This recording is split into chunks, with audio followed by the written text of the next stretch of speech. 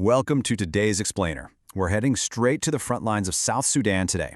I'm going to share a really deeply personal, first-hand account of what it's actually like living as a missionary among the Nuer people.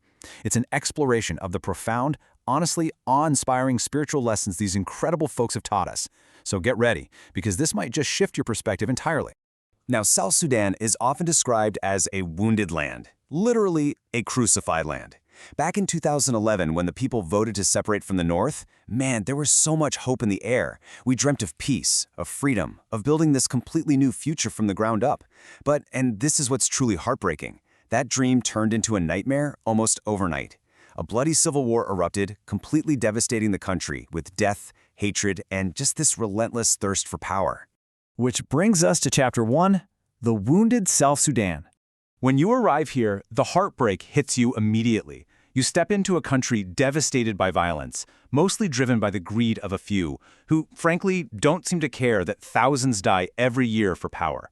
So what does this harsh reality actually look like on the ground in Leer? That's the dangerous zone where we serve. Well, the isolation is just absolute. We're completely cut off. We're reached only by World Food Program helicopters.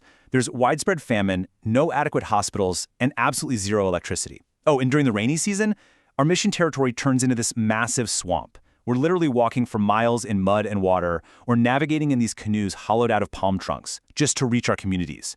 Plus, rampant, deadly malaria is this constant terrifying threat, especially for the most vulnerable kids. Chapter 2, The Church of the Catechists. We arrived expecting to bring the light of faith to a dark place, right? But instead, we got the surprise of a lifetime.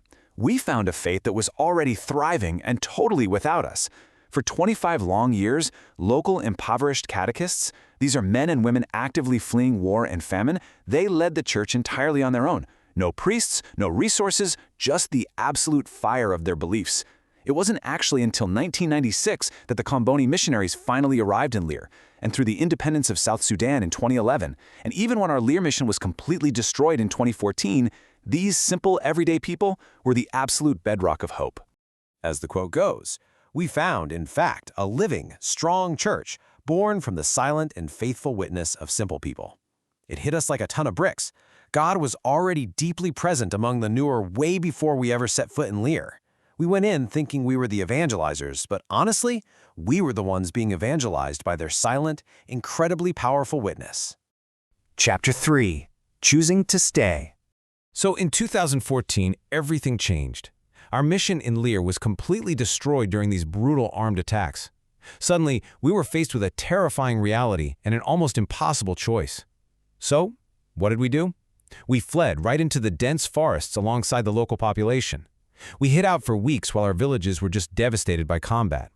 But in the end, we made a resolute, shared decision. We decided to make common cause with the Nuer people. There was no way we were abandoning them. We chose to stay, living as poor among the poor, sharing their daily cross no matter what it cost. Life out here is really defined by extremes. On one hand, you have these immense perils.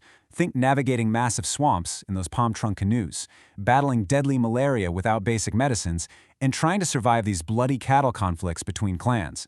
Because for the Nuer, the cow is literally the center of life and wealth. But right alongside that extreme physical danger and poverty, you witness the most breathtaking beauty. The Nuer people display an incredible human dignity. They practice this radical sharing of the tiny bit they possess, and their faith, it's absolutely unbreakable. Now, this war has ravaged every single aspect of society, but especially the future. In a lot of areas, secondary schools just don't exist. You have teachers heroically working without a dime of salary, and kids literally sitting on the bare dirt floor just to learn. Sadly, many girls are forced into domestic work, which leads to high illiteracy and this tragic flight of the youth to refugee camps in places like Juba, Kenya, or Uganda just to find a classroom. But listen to this, there is a massive spark of hope. We recently opened the St. Daniel Comboni Secondary School and even started offering university scholarships. We're fighting tooth and nail to generate hope where it seems like there just isn't any. Moving on to Chapter 4, Our Masters of Faith. This whole experience brings us to the ultimate reversal of that classic savior narrative. We came as the teachers, right? But we so quickly realized we're actually the students. Just consider the newer name for Jesus, Kwar Mala. It translates to the Lord of Peace. Really think about that. Imagine living amidst a brutal civil war, widespread famine, constant fear, and yet holding so incredibly tightly to the belief that God is near, specifically as the Lord of Peace. It's just a breathtaking testament to their spiritual resilience. And that brings us to a really powerful epiphany. It is truly the poor people who evangelize us missionaries.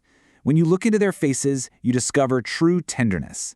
In their radical capacity to share whatever tiny morsel of food they have, we see these profound spiritual truths lived out in their absolute purest, most radical form. So the crucial truth, the main thing we must take away from all of this, is that the poor are our masters.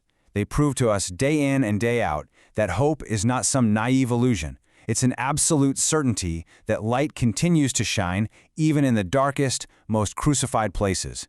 And honestly, that's exactly why the mission continues with such obstinate hope. As you carry this story with you today, I want to leave you with a question to chew on.